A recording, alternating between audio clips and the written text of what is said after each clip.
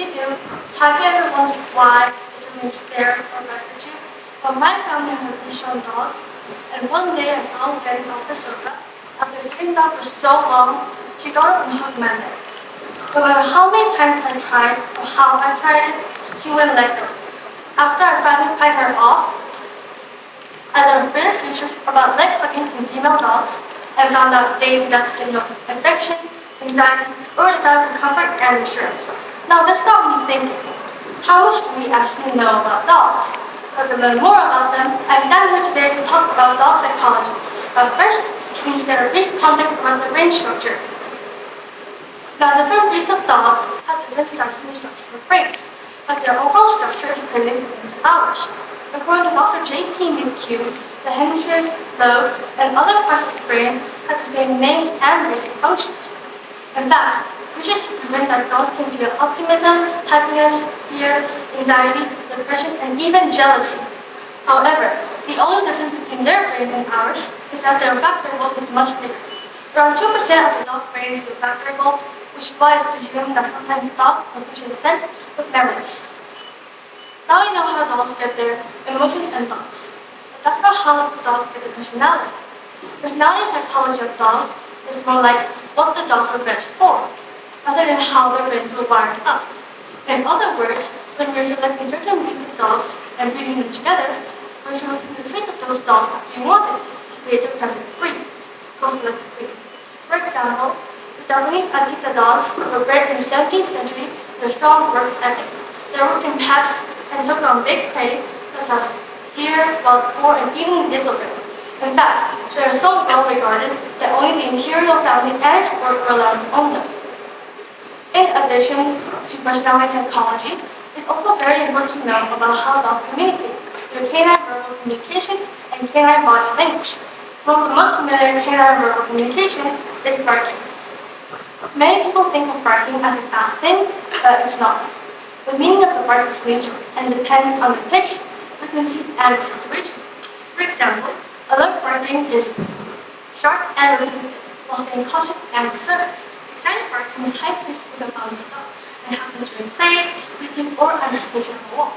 Frustrated barking is rhythmic and persistent and happens when they want to reach something they cannot have access to. Lastly, a loud, deep bark with a stiff body language means that they're scared. Moreover, dogs whine and whimper as well. Although puppies and adult dogs whine and whimper, they do it for different reasons. Puppies whine because they're tired, need the toilet, feel lonely, or unsure. Adult dogs whimper because they feel cautious, anxious, seeking enjoyment, or even when meeting their owners. Furthermore, dogs growl as well. Many people think of growling as bad behavior, but in truth, it's not. It means I'm uncomfortable, please stop.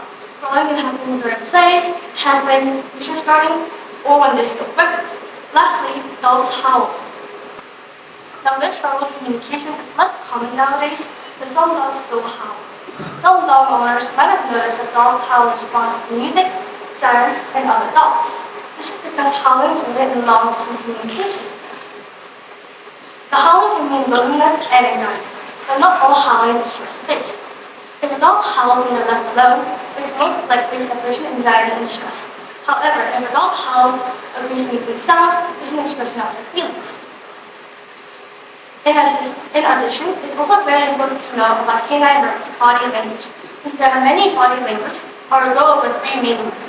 First, when dogs feel happy or relaxed, they open their mouth with tongue rolling out, turn over her belly rub, relax their body, and wag their tail very quickly, and more.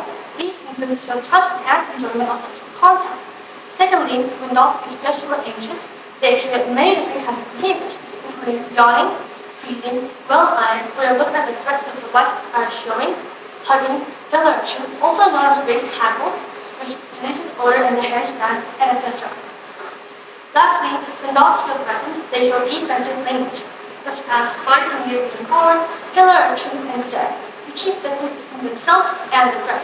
However, if the threat does not back off, they take action as offensive things, such as lunging, snapping, and biting to prevent harm. In conclusion, learning about dog psychology helps us understand them better. From the way they feel emotion to the way they communicate through barks and growls, dogs are constantly communicating.